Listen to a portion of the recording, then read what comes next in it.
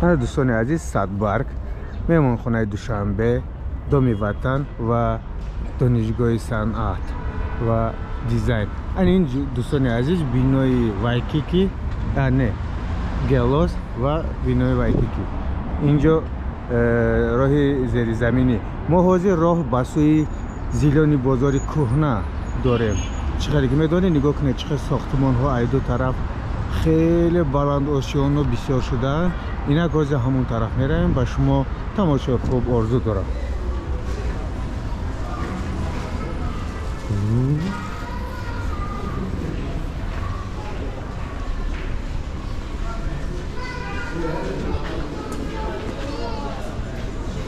دوستان عزیز، ما ای دو طرف سوداگری داریم.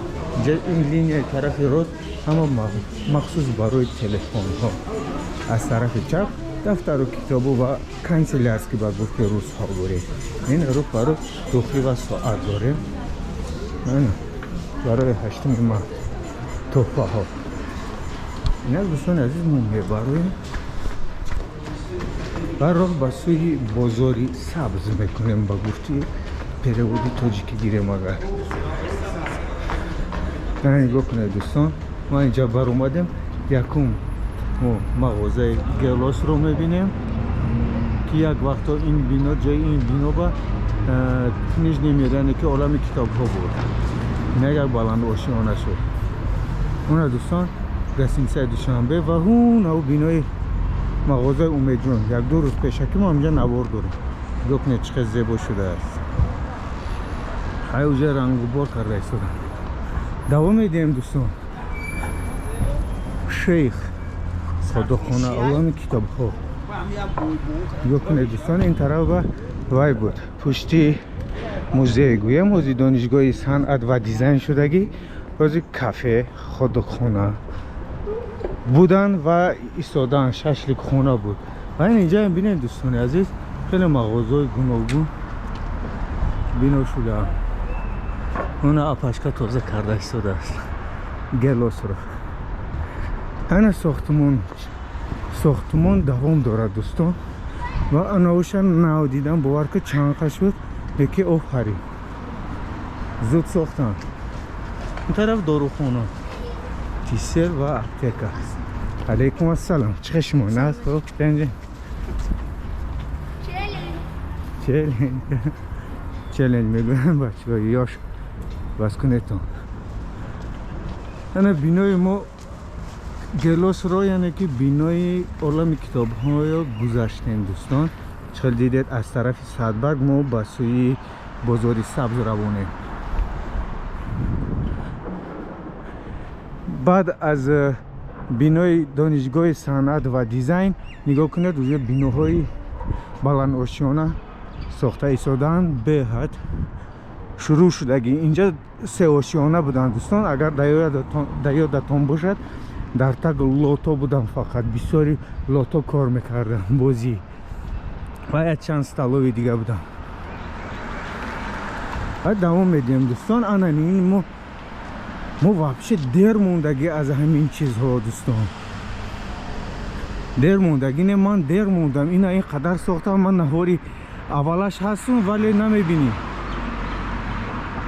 از ممکن پدوالش بود پشت این زبارها بود. نگاه کنید خیلی یک سال بگیم 2 سال دیگه خیلی شد. نه دوستان اون طرف خفای مکتب 65 این بینو را بینید. به حتی ساختن دوستان من خودم در حیرتم.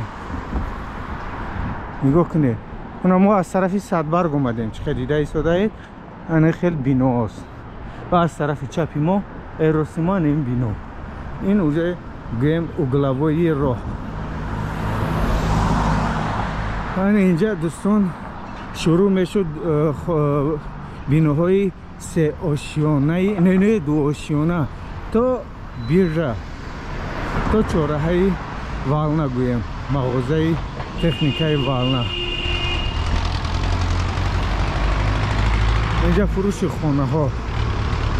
آفرین. نگاه کنید اینجا یک دوستم خانه داشت و در دویم آشیانه یک نگاه کنید یک بینای 7-8 آشیانه خیلی خوب کردن. 7-8 آشیانه نه، مقصد گیریم 1 2 3 4 5 6 7 8 9 10 11 12 آشیانه. آفرین. اون طرف ما طرف کینوتئاتر وطن میرویم دوستان، اون طرف والنا.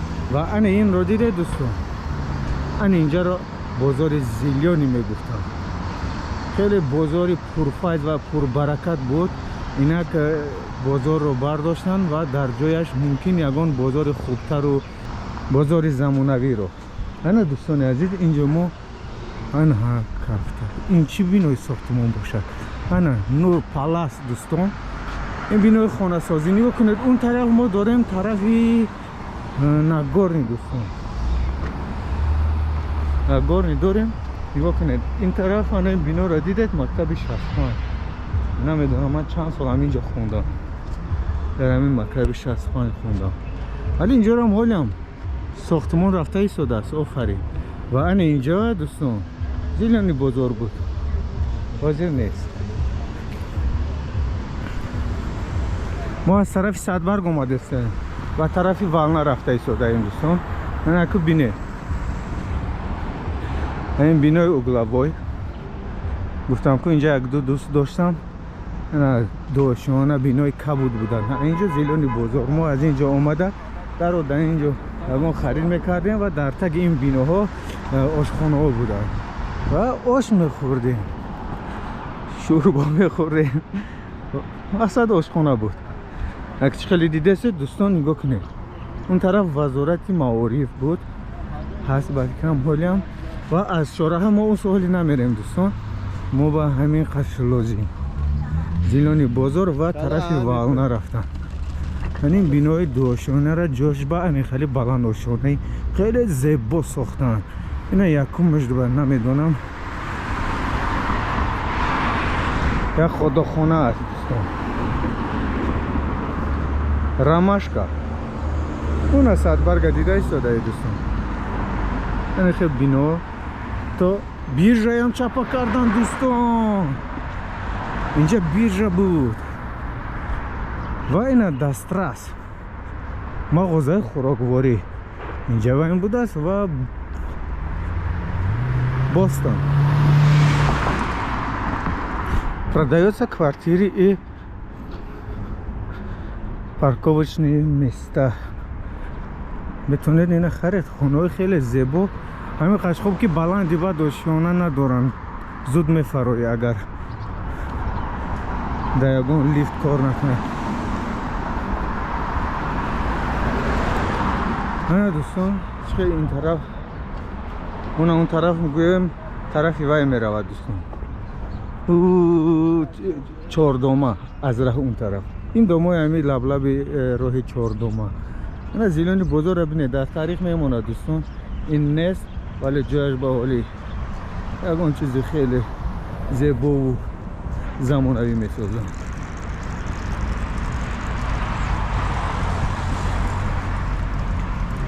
این دوستان چقدر دیدین اینجا ما داریم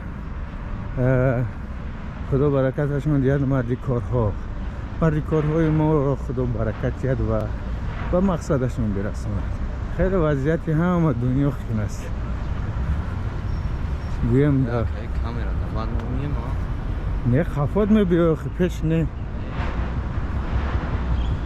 نه دوستان ما سه تفا رو 25 میگذاریم. انا راه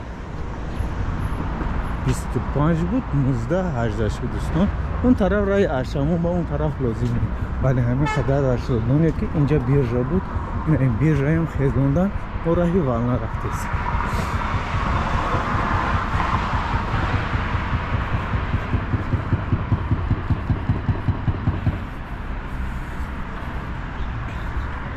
و دوستان این دومی والنا هم اینجا هم چپا کردیند و من بخبر این چوره ها اون طرف ما سرکو داشتیم، یعنی که مسجد روس ها بود که جا اکو ارینتیری اونجا گم نمیدونم ده دوستان. و این بینو اینم خیلی با حشمت بود از دوستان. این اویاکاسای دولتی بود اینجا مبا. اون طرف رای آشان و MCS میرویم دوستان. اون طرف گفتم سرکو و این طرف ما صدبرگ داریم. و انا دوستان دیدید بیناهای تکنیکای والنا رو اینجا با یغنو بردن.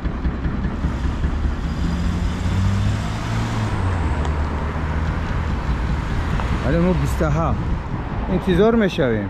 اگه باشه که تست کند با خیلی زوری بد میشود. به اول یک بار پاوزه